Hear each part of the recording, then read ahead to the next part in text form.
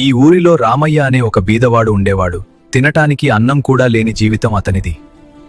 రోజూ ఆకలితోనే నిద్రపోవడం అతనికి అలవాటైపోయింది. ఒకరోజు జీవితం మారబోయే అడుగును రామయ్య అడవిలో వేశాడు.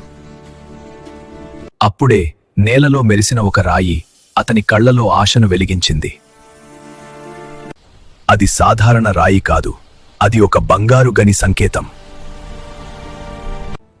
విషయం రాజుగారి వరకు చేరింది. గని తవ్వకాలు మొదలయ్యాయి.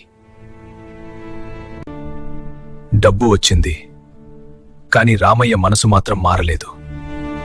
తాను పేదవాడిన్న విషయాన్ని మరిచిపోకుండా పేదలకి అండగా నిలిచాడు.